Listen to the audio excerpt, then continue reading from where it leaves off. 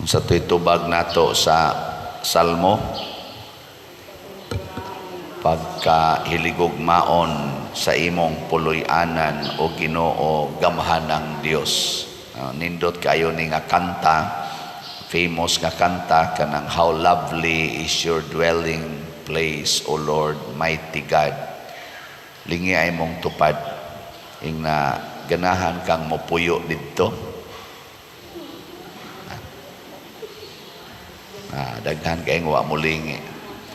Napagunay giingon aning kantaha nga palabihon nako ang pagpuyo ug usa ka adlaw sa imong tugkaran kaysa libuan ka tuig nga wa diha sa imong balay or sa laing dapit. Portigyong nindota aning balay sa Ginoo tungod kay didto wala nay kasakit, wala nay kaguol, o wala nay kamatayon. Nan kana kanang kasakit, mga problema, mga sakit, kamatayon, wala na dito. Unsa may tuwa kanunay? Paghigugmaay, kalinaw, kalipay, katagbawan, unya libre ang tanan, wa nay bayronon, wa nay bayronon nga mga tubig, nga SSS, uban pa mga pensyon, mga utang, wag tang na dito. Asa man ta mangitag lugar dinhis kalibutan nga wa gyoy problema. Asa man? Naa sementeryo. Kanang nagpuyo sementeryo, wa na nay bayronon, wa na sila'y mga utang, wa na ginatanan. Og maunay dinhis kalibutan ang simbolo sa tinuod nga puloy-anan nga permanente, wa nay problema, na sementeryo. Ang kuwang lang diha sementeryo kay wa nay kinabuhi, wa na say kahayag, mura ginay kuwang, pero stable kay na sila.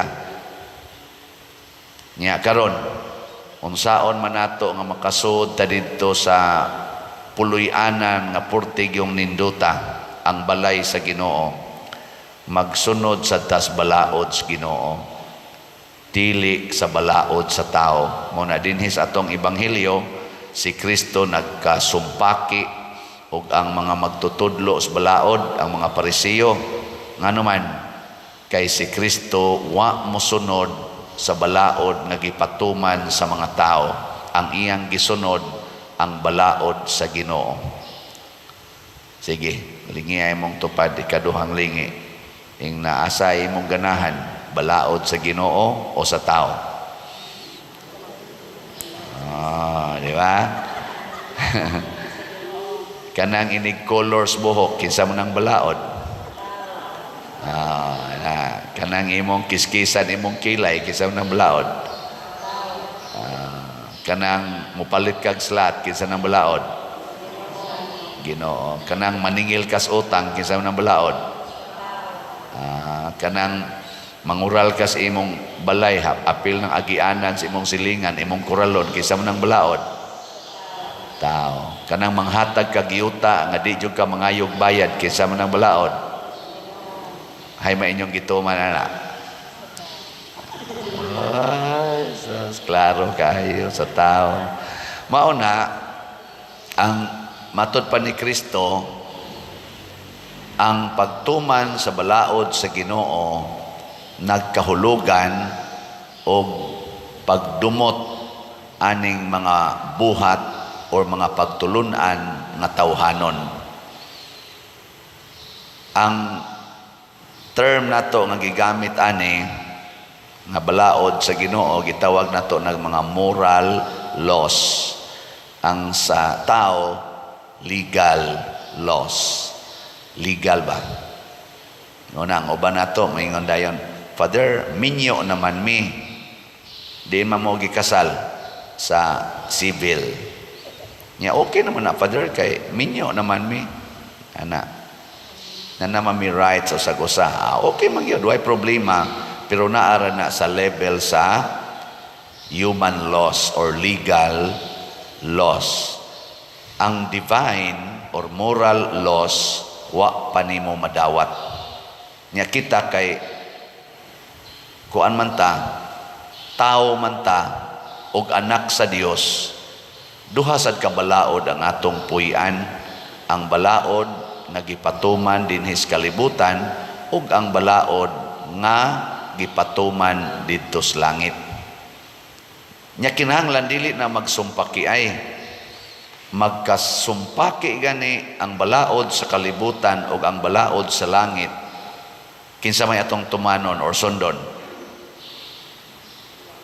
Kinsa man? Kusga? Balaod sa langit. Mao na inikasal dinhi sa simbahan. Inikasal dinhi sa simbahan. Unsa may mahitabo? Mahimo tang valid sa matas Ginoo, valid nga minyo, nya mahimo sa na siyang valid sa mata sa kalibutan. O, ingon na kanindot. Pero magpakasal ka sa huwes, valid ka sa matas kalibutan, invalid pa ka sa matas Ginoo. Nya dili ka makapuyo dito sa iyang balay sa langit tungod kay invalid man ka. Murabag moadto kag Amerika, ang imong passport padung sa Canada, nya moadto ka sa Amerika, di jud ka dawaton sa immigration. Kaya ang imong passport Canada man, di ba? Invalid man na sa Amerika. Nya kaya ang imong passport dinhira mas kalibutan, isip minyo, di man ka minyo dito atubangas langit, di jud kakasod dito, invalid ka. Kanasang pananglitan kanang kwarta ba matod pa sa balaod sa kalibutan, kinahanglan ang kwarta imo ginang protektahan kay imo ng private property. Di ba? Naanay mga balaod, kawato ng kwartaha, makakiha ka.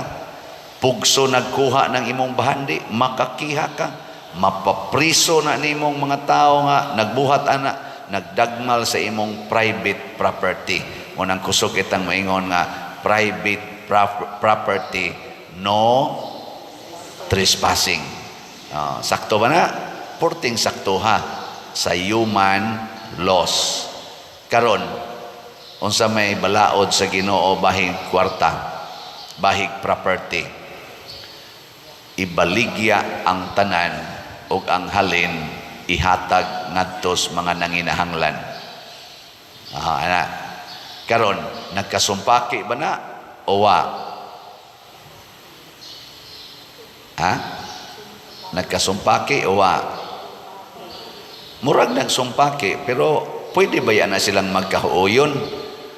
Nanglitan, protektahi ang imong kwarta o ang imong properties para imong mapagamit sa tanan na gustong mo gamit sa maayong pagkagamit. Amo na imong koralon, ang imong balay pananglitan, ang imong yuta, imong koralon. Aron kadtong mga buangon, kadtong mangawat lang, kadtong mudagmal sa imong tanom, dili makadagmal, dili makakawat. Nganong imo man ang gikoral? Kay ako ning pabungahon ang akong mga tanom, ikultivate ko ning akong yuta, aron unsay bunga ani ipanghatag nako ngadto sa tanan nga nanginahanglan. Di ba? Mo na siya sakto. Anong di man mo mutuo? Pasabot, ang moral laws niya magsugod sa kasing-kasing. Ang legal laws ni aranas utok kotob, huna-huna ra. Kini atong huna-huna mag-usab-usab man eh. Pero ang kasing-kasing kung maunay mo sugod pag desisyon din ana mausab mo na ingos Kristo paghigugmaay mo sa kinasing-kasing gayod. Dili nang gugmang di adiri. Lab na nimo imong bana. Ay lab na ako gipakaslan gud na. Di na lab, pakaslan. Uno man gyud nakabuk among anak.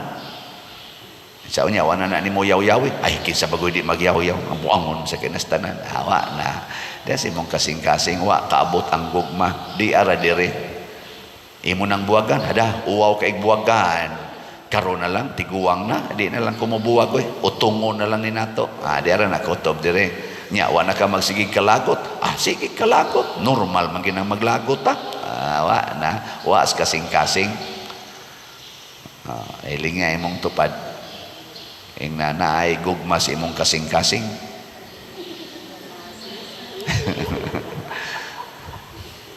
Mao man ikuwang nato para dinhi sa simbahan. Ato simbahan. Ato man ning gikural.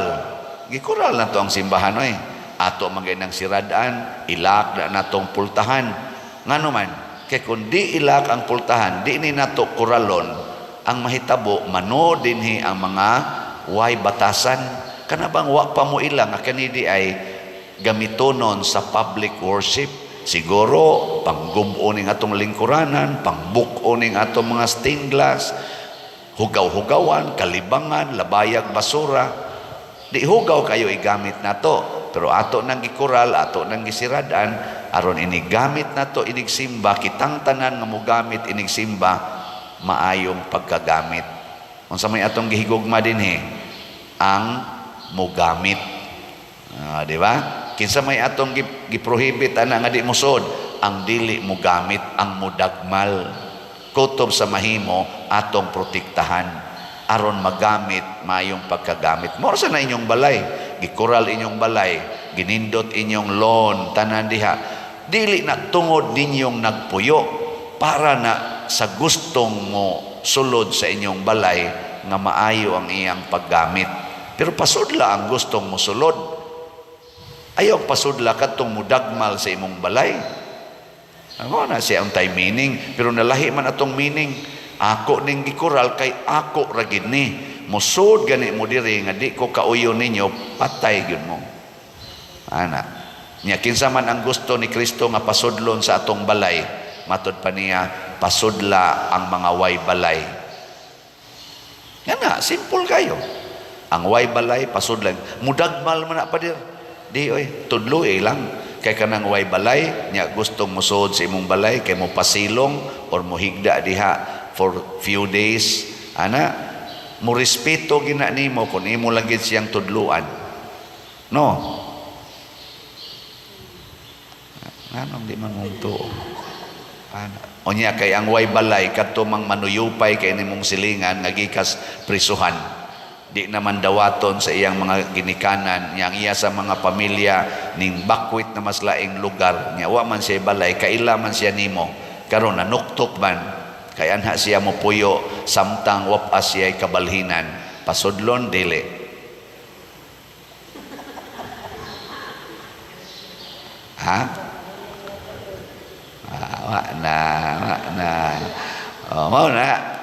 Mao na giingon ni Kristo kani manggong moral laws lahi ni sa legal.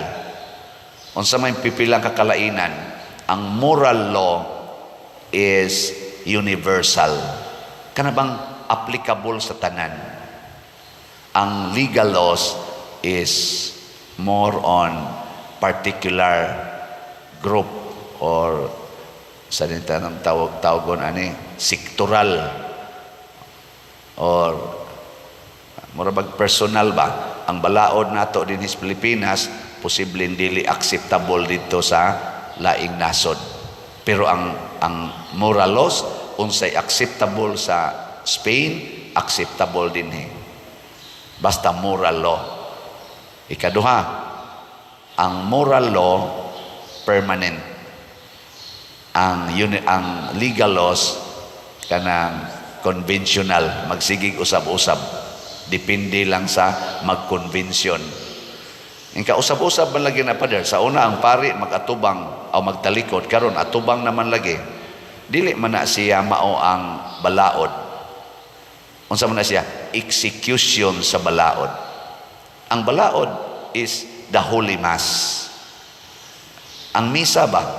Mao'y balaod. Mo na'y moral law. The sacrament. Inig atubang sa pare, wa man mausab ang sakramento. Inig talikod sa pare, wa man mausab ang sakramento. Maura man ang sakramento ha. Inig gamit sa pare o kaning local dialect, wa man mausab ang sakramento.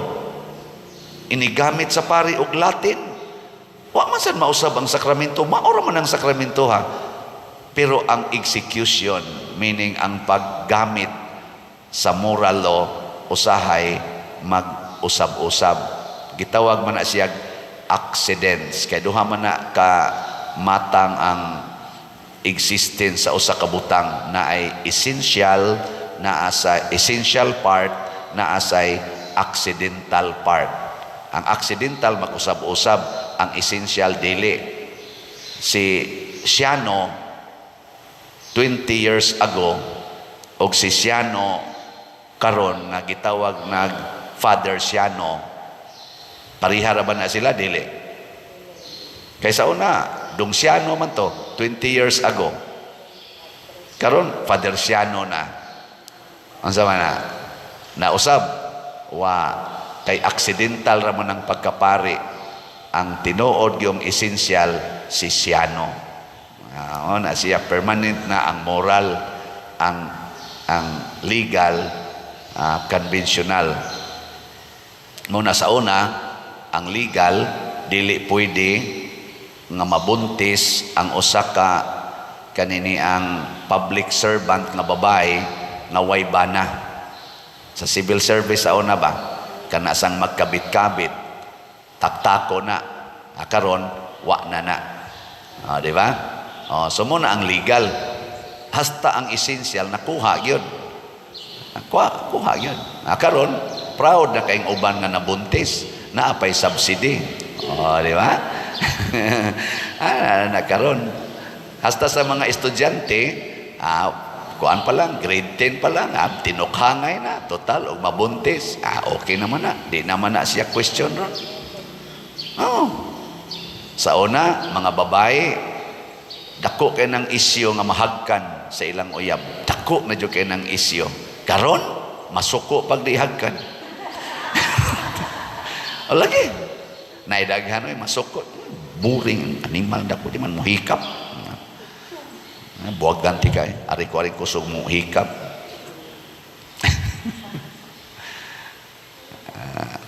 Ang sa tuyo na, universal ang moral law, particular ang legal. Permanent ang law, sana moral law o niya kaning conventional ang kaning legal. Ang ikatulo og maaparan ako mao ni ang pinakanindot kay ang moral law is connected to heaven, paras langit. Ang divine, ang legal law para ras kalibutan, physical, material concern. Ang divine is spiritual concern. Muna siya nakanindot. Muna bisag tamparuson pata, bisan pag lubaon pata, ilansang pata sa cross, di kita mahadlok nga naman tungod kay ang atong kalag secured naman sa langit. Sige, lingay mong tupad sa katapusan. Inasugot kag ilansang, sugot na kag ilansang. Nya mo ingon din ka, ay okay na oy, kay total nagtuman man ko sa moral laws. Di okay na kayo. Muna ang mga martyrs smiling ra kaayo. Kanis San Pedro Bautista 30 anyos ra ni siya, gilansang na sa cross. Jesus 33 anyos, gilansang sa cross. San Pedro Calungsod 17 anyos, gibangkaw na. Si Lorenzo Ruiz mga 40 anyos rasad, naapagin siya pamilya, wa na, gibitay na dito sa Japan. Wa ra gyud problema. Nga naman nagpadayon sila karon nga buhi didto sa puloy-anan nga labihang ninduta. Pagkahiligugmaon sa imong puloy-anan o Ginoo, gamhan ang Dios. Ang namalit og slots, unsa may mahitabuan eh? Maimpierno o malangit? Dakong posibilidad malangit. Pero wa pa'y siguro. Dako lang posibilidad. No? Congratulations sa namalit. Wa lang sa kuroy update kay ugma na lang.